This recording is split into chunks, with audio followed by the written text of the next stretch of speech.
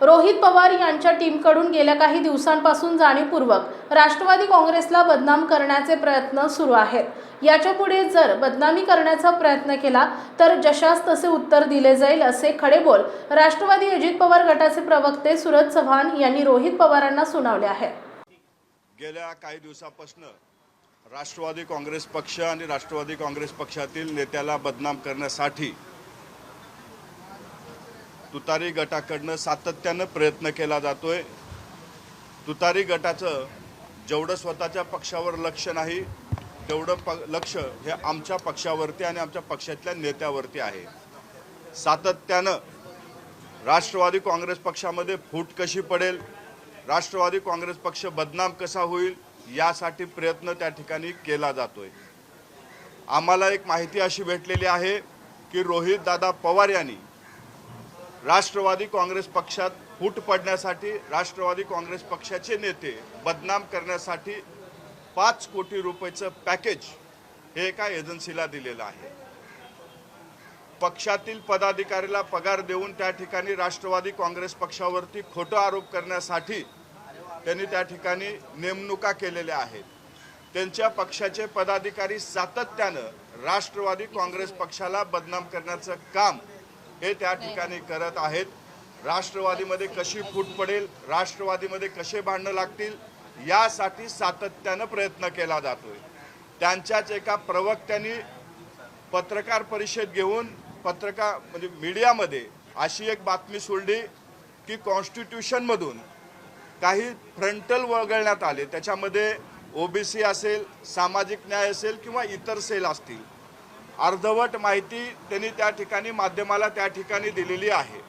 मी आपल्याला जे कागद दाखवणार आहे, ज्या पक्षाची जी घटना आहे त्या घटनेमध्ये आज नाही पक्ष स्थापन झाल्यापासून फ्रंटलचे 5 विभाग आहेत आणि सेल आपल्याला तसे वाढवता येत आहेत। फ्रंटलमध्ये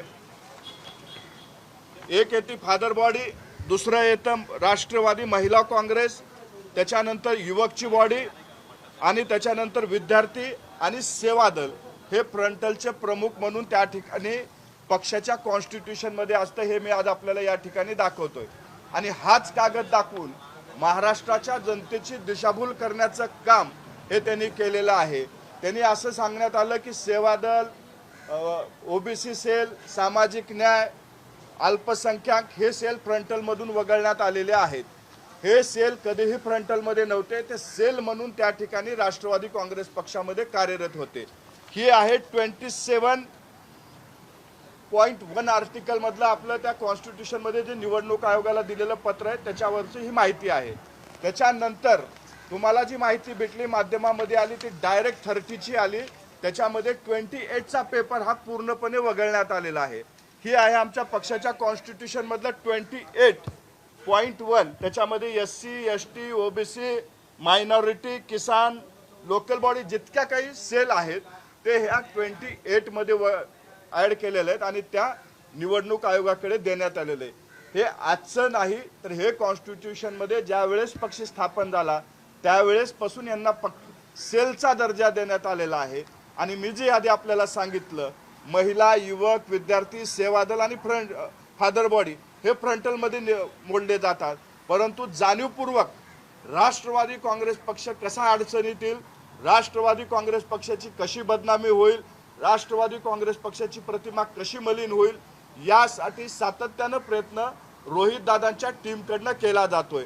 माझं त्या टीमला एवढंच सांगणं आहे, जितकं लक्ष तुम्ही आमच्या पक्षावरती देताय तितकंच लक्ष तुम्ही तुमच्या आमदारावरती द्या, तुम्ही तितकंच लक्ष तुमच्या खासदारावरती द्या, तितकंच लक्ष तुमच्या संघटनेतल्या पदाधिकाऱ्यावरती द्या, कारण ते तुमच्या पक्षात नाही तर दुसऱ्या पक्षात आहेत। आज तुमचे मोहोळचे आमदार कुठल्या पक्षाच्या नेत्याचं बॅनर लावून त्या ठिकाणी कार्यक्रम घेतात हे तुम्ही पाहावं। सोलापूर जिल्ह्यामधले तुमचे आमदार, तुमचे खासदार कुठल्या पक्षाच्या नेत्याच्या बॅनर खाली काम करतायत हे सुद्धा तुम्ही पाहावं आणि मग आमच्या नेत्यावरती बोलावं। आमच्या पक्षातले प्रश्न सोडवण्यासाठी, आमच्या पक्षात जर कोणी चुकला तर त्याला शिक्षा करण्यासाठी सुनेत्रावहिनी पवार या सक्षम आहेत। कुणी आमच्या पक्षामध्ये लुडबुड करू नये एवढीच विनंती आज आपल्या माध्यमातून आज आम्ही करतोय। ह्याच्या पुढे जर राष्ट्रवादी काँग्रेस पक्षावरती टीका टिप्पणी केली तर जशास तसं उत्तर आमच्याकडनं दिलं जाईल।